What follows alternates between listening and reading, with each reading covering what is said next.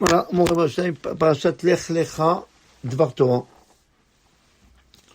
Lech Lecha Me'artzecha U'mimolatecha. Quand je vois où il demande à Abraham Avinu dans cette paracha,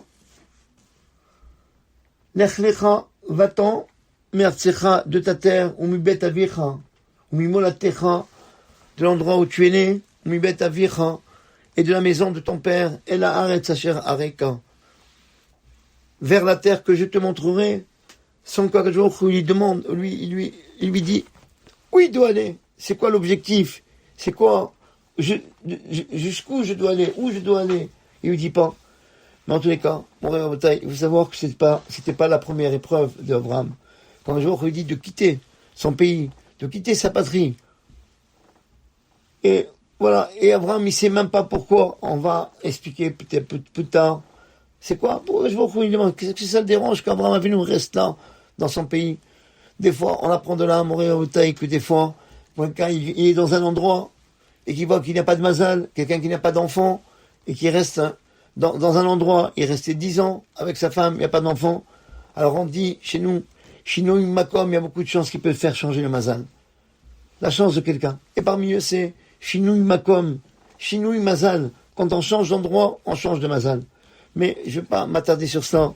Mais je vais vous dire, regardez, mon rêve, ça c'est la deuxième épreuve d'Abraham. La première épreuve d'Abraham, c'est pas le fait de quitter son pays. Le premier Nisayon d'Abraham, la première épreuve, c'est quoi? De rentrer dans le four de Kasdim. On a voulu le tuer, on a voulu le brûler. Il a sauvé Abraham. Eh bien, et cette épreuve-là, Hachem, il n'a pas marqué la Torah d'une façon explicite. Elle est marquée en remez, en allusion. On voit dans un pasouk, un verset de la Torah, où Akadosh Baruch Hu, il dit, Abraham, il veut lui parler, il lui dit, je suis pas n'importe qui quand il va lui parler. Ani Hashem Elokecha, je suis l'Éternel ton Dieu. Asher Otseticha Meor Kazim, qui t'a fait sortir de la fournaise de Kazim. Et c'est comme ça qu'on apprend qu'Abraham Avinu est rentré dans la fournaise de Kazim. Et là, voilà, et donc c'est marqué qu'en allusion, on n'a pas marqué c'était l'épreuve. Alors que Lech Lecha, là, le Nisayon, cette épreuve d'Abraham qui quitte son pays, de quitter son pays. La Torah, d'ailleurs, il y avait notre chanteur Enrico Macias, aimé par tous les Constantinois, qui a dit, j'ai quitté mon pays comme Abraham. Donc bon, mais les Avdil, j'espère qu'il y aura un jour, nous aussi, le niveau d'Abraham. Et donc ce Nisayon, cette épreuve de Lech Lecha, va-t'en pour toi. La Torah, elle écrit avec tous les détails. Il faut comprendre pourquoi. Pourquoi l'épreuve de Ur-Kazim est marquée qu'en remez qu'on a allusion, alors que l'épreuve de Lech Lecha est marquée d'une façon claire et explicite. Les Mefarshim, les commentateurs, ils expliquent. La Torah, c'est pas un livre de Maasiot, c'est pas un livre d'histoire. Le but, c'est pas de nous dire que nos ancêtres, pas des Gaulois, des Juifs. C'est pas un livre de Maasiot, d'histoire. Elle vient nous apprendre comment on doit se comporter, comment on doit se conduire dans la vie. C'est ça, Torah, ça vient du mot Ora, des recommandations.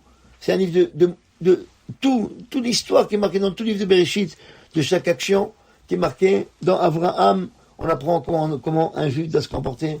Des histoires qui sont marquées sur Yitzhak, on doit apprendre comment un juif doit se comporter comme Yitzhak, dans quel cas il doit imiter Yaakov. Sinon, la vie d'Abraham, une vie de 175 ans, elle se limite pas à 3 parachiotes. On a marqué dans les parachiotes de nos ancêtres, de nos patriarches, Abraham, Yitzhak, Yaakov, après des Shvatim, des tribus, de Yosef, etc., que les choses qu'on peut les imiter. Ils étaient beaucoup plus géants que cela. Mais que on nous a mis dans la Torah que les choses qu'on peut faire comme eux. Et c'est pour ça qu'il y a beaucoup de gens qui disent, mais comment la Torah, monsieur Rama, il nous parle de Abraham, mais moi je suis Abraham. Non, attention, on t'a marqué d'Abraham que les choses que tu peux faire comme lui, que tu peux limiter. Tous les autres, la grandeur d'Abraham, on t'a pas marqué. Ça sert à rien. Donc mon rêve à bataille, pourquoi la Torah elle a marqué Lech Lecha dans tous les détails? C'est pour nous apprendre, parce que c'est pas un livre d'histoire, c'est pour nous apprendre comment on doit se comporter, comment on doit se conduire. Ur-Kasdim, c'est pas l'épreuve de tous les juifs, c'est ce qu'on appelle une épreuve pour Yechidé Ségoula, pour des particuliers. Il n'y a que des particuliers qui peuvent faire comme Abraham. On ne doit pas limiter, on ne doit pas rentrer, nous, dans une fournaise de Kasdim ou dans une fournaise tout court, parce qu'un juif, il ne doit pas mourir à la Kibbush Hashem. Il ne doit pas mourir pour sanctifier le nom de Dieu. Il doit au contraire vivre pour sanctifier le nom de Dieu. Et ça, c'est plus difficile. Mourir, c'est une fois, mais toute notre vie, ça doit être une sanctification de nom de Dieu. Regardez, Moréotaï, combien on fait de Kaddish. Combien on fait de Kaddish? Combien de Kaddish? Tous les jours, on dit plusieurs fois, Il Gadal, Beit Kadash, Maraba, que je puisse rendre le nom de Dieu grand et qu'il soit sanctifié en restant vivant. Et donc, au Kazim, c'est pas pour nous, c'est pour des particuliers. Et comme Abraham, ceux qui ont un grand niveau et qui n'ont pas le droit de le faire s'ils ne demandent pas un raf, est-ce que j'ai le droit de me sacrifier pour la Torah? Mais il n'y a que certains, ils ont la possibilité de sacrifier pour faire Kiddush Hashem. Mais par contre, Lech Lecha, voilà, Moréotaï, écoutez bien, va-t'en pour toi, c'est le rôle de chaque juif qui veut grandir. Comment, si quelqu'un veut savoir comment commencer à être un bon juif, on doit apprendre d'abord du premier juif du monde, Avraham Avinu. Et Avraham Avinu, sa première chose, c'est quoi? Lech Lecha. Va-t'en pour toi. Chachamim disent de la Chassidut, Tamid tamshich lalechet, toujours continue à marcher. Ne t'arrête pas de marcher, ne t'arrête pas d'avancer. Ça s'adresse à tous les juifs. La question, elle se pose. Pourquoi c'est marqué Lech Lecha? On a l'impression que le mot Lech, il est marqué deux fois. On n'a pas l'impression que c'est Lech Lecha. On a l'impression qu'on ne connaît pas bien les points. On peut dire Lech Lech. C'est la même écriture. Eh bien, la réponse, c'est pour le dire, voilà, toute ta vie, Lech Lech, c'est pas faux. Marche, marche. Ne t'arrête pas. Avance dans ta vie. Marche. C'est difficile pour toi, continue à marcher. Un juif ne doit jamais se désespérer. Jamais. Apprends d'Abraham, le premier juif, que malgré toutes les difficultés qu'il a eues, toutes les épreuves qu'il a eues, il a eu 10 épreuves, toujours il a continué à marcher. Abraham Avinu, il a passé l'épreuve de Ur-Kazim, la fournaise de Kazim, et il a sanctifié le nom de Dieu d'une façon géante dans le monde. C'est le premier homme qui a pu vaincre Nimrod. Comme Nimrod il est marqué sur lui dans Bereshit, je pense que c'est le chapitre Yud, le chapitre 10, dans le verset 9, et dans Rashi, Gibor Saïd Lifnei Hashem, il était fort, un chasseur de Hashem. Eh bien, il savait comment parler aux créatures, comme ça explique Rashi. Sadantam Shel Beriot, il savait chasser l'esprit des gens avec sa bouche, et il savait les convaincre, c'était un leader, de se révolter contre Akadosh Baruch Hu. Abraham, il est sorti du feu ardent que Nimrod, il a envoyé sur lui. Comment un homme, il doit se sentir quand il a fait cette grande mise-vent et qu'il a fait un Kiddush Hashem, sanctifier le nom de Dieu dans le monde. Eh bien, un homme normal, il va dire de lui-même, Chesed Hashem, merci Hashem. Eh bien, maintenant je peux me reposer un peu. Maintenant regarde, grâce à moi, tout le monde va me suivre. Vous vous rendez compte, qu'est-ce qu'il a fait Abraham? Maintenant je peux me reposer. Tout le monde va voir, ils m'ont vu. Je suis entré dans le Ur-Kazim, dans une fournaise qui était très chaude, et je suis sorti vivant. Maintenant tous les gens, ils vont marcher derrière moi. J'ai plus rien à faire. Ça me suffit cette mission. Et qu'est-ce qu'elle dit? La Torah sur Abraham Avinu. Après le premier Nisayon, la première épreuve de Ur-Kazim, de la fournaise de Kazim, Lech Lecha, va-t'en pour toi, continue, ne t'arrête pas. On n'a pas le droit de s'arrêter. Un juif, toujours il marche, toujours avance. Celui qui s'arrête, un juif qui s'arrête, comme ça il dit le Rav de Kosk, il tombe. Voilà. Un homme normal, à l'âge de 75 ans, qu'est-ce qu'il fait? Il est certainement à la retraite, il a terminé tout son rôle, ce qui n'est pas le cas d'un juif. À cet âge-là, Akadosh Baruch Hu dit à Abraham, maintenant tu vas commencer ton rôle. Abraham, tu dois devenir, non pas Abraham, mais Avraham, d'être le peuple de toutes les nations du monde. Le Rav de Poniovitch, il a fait une yeshiva quand il avait 65 ans. Et après, que la yeshiva qu'il avait en Lituanie, elle a été complètement effacée, détruite. Toute sa famille a été détruite. Toute sa famille, il a perdu toute sa famille dans la Shoah. Et lui, il est resté tout seul. Un autre homme, à cet âge-là, qui a passé tellement d'épreuves, qu'est-ce qu'il aurait fait? Il aurait été dormir. Le Rav Duponovitch, non. Il a compris le message. Nech necha, marche encore. Il n'est pas tard. Il faut continuer. C'est ça la définition d'un juif. Quand on apprend d'Abraham Avinu. Un juif ne s'arrête pas. Abraham Avinu, il s'appelle, comme on voit des gens, à partir en France, à partir de 40 ans. Quand c'est la retraite, il n'y a pas de retraite chez nous. Au contraire, pour le Rav de Kos qui disait toujours Ulvenim, comme mon cher Rabbeinu. Il va demander aux Juifs, on va voir parents, on va le faire sortir.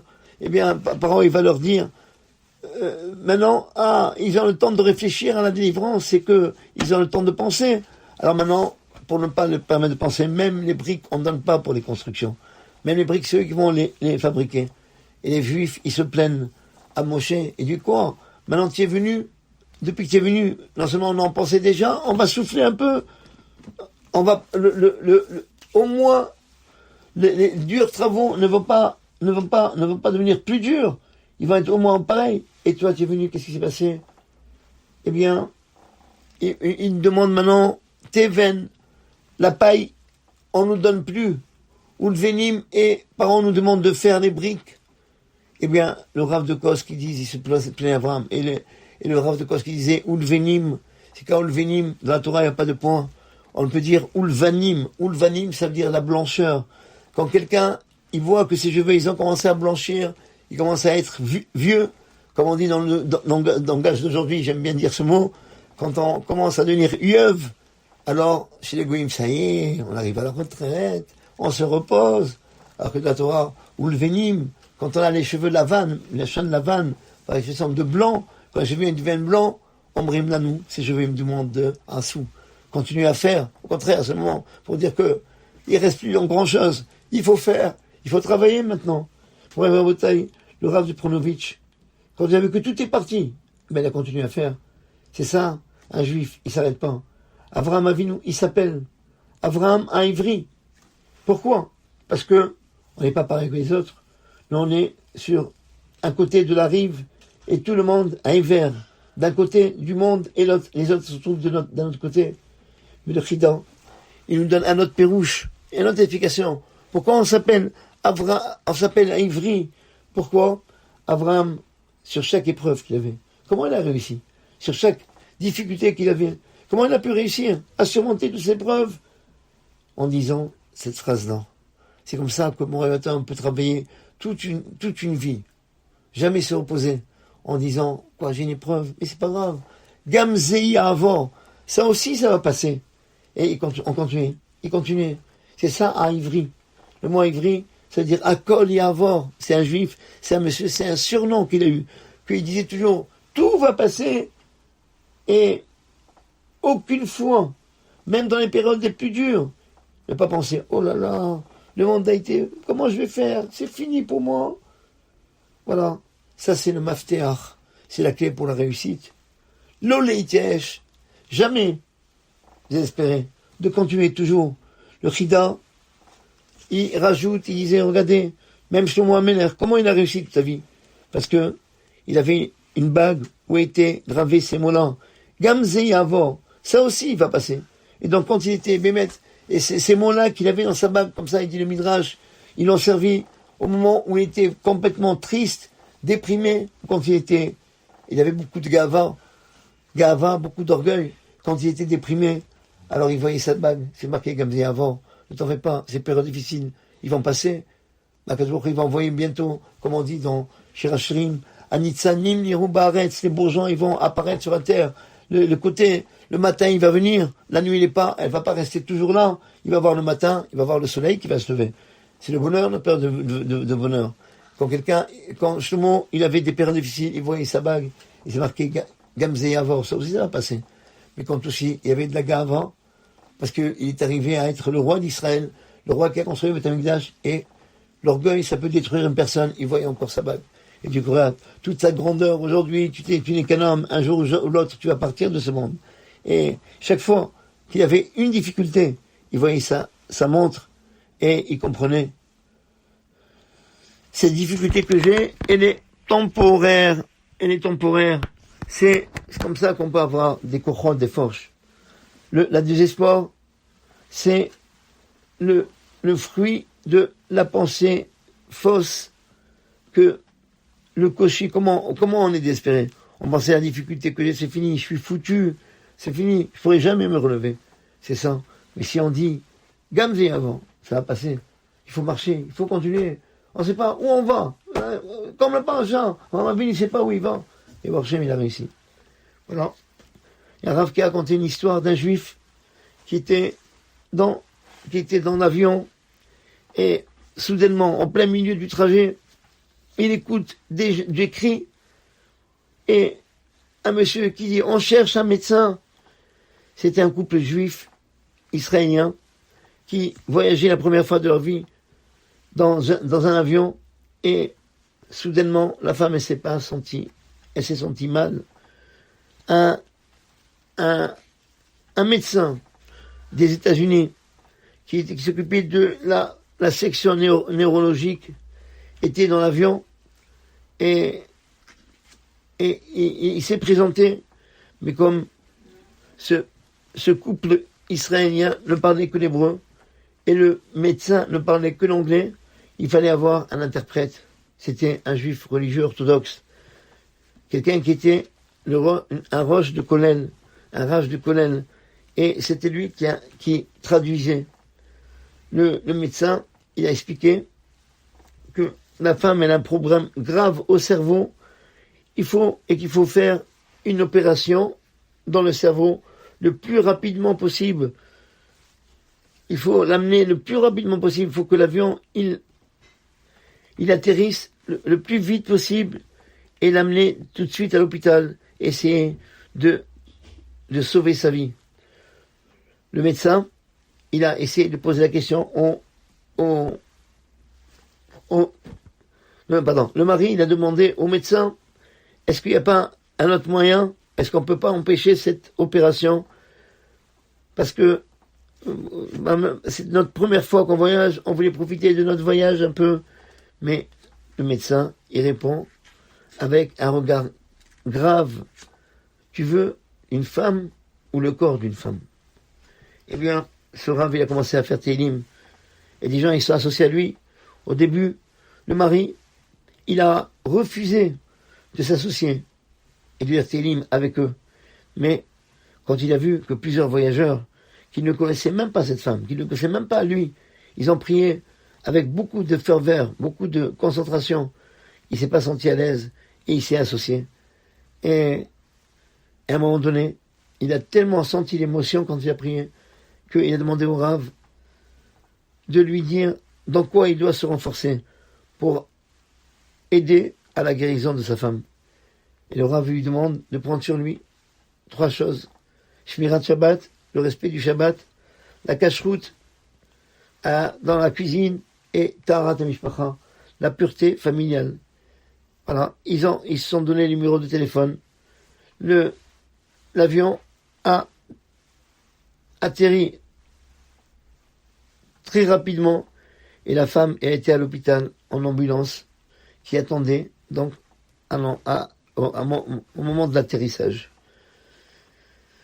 Et voici que le Rav, il reçoit un téléphone de ce monsieur, il lui raconte que c'est vrai que c'était une maladie grave, c'était une inflammation des membranes du cerveau, et avec remerciement d'Hachem, la femme a été sauvée à la dernière minute.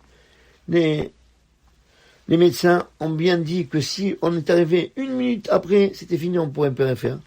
Il a ajouté, Baruch Hashem, maintenant, grâce à toi, grâce au fait que tu as prié et tu as entraîné les autres à prier et tu m'as entraîné à prier, Baruch Hashem, aujourd'hui, je continue à prier et je me renforce dans les 3 mitzvot que tu m'as donné, c'est-à-dire le Shabbat, la kashrut et la pureté familiale. Voilà. Et après une petite période, il reçoit un autre coup du Rav en disant voilà, Baruch Hashem, j'ai fait cette mitzvot, mais j'ai fait une tchouva shema, un grand retour. Alors, le Rav, il disait à ses élèves, regardez-moi, je vais vous dire la vérité. Quand j'ai demandé au mari de s'associer avec nous pour lire les Télim, il a refusé. Alors, j'ai voulu moi-même fermer mon livre de Télim. Si lui ne se soucie pas de l'état de santé de sa femme, pourquoi moi je dois me soucier? Et je me suis même dit dans ma tête qu'un homme comme ça ne mérite pas que Dieu le sauve. Mais j'ai décidé après de me renforcer, d'avoir une tête dure, de continuer à prier, que Baruch Hashem, à la fin, grâce à ça, parce que j'ai prié, parce qu'on s'est échangé de numéro de téléphone, parce qu'il a senti qu'un jour au là, au moment de sa détresse, il a fait tchouva.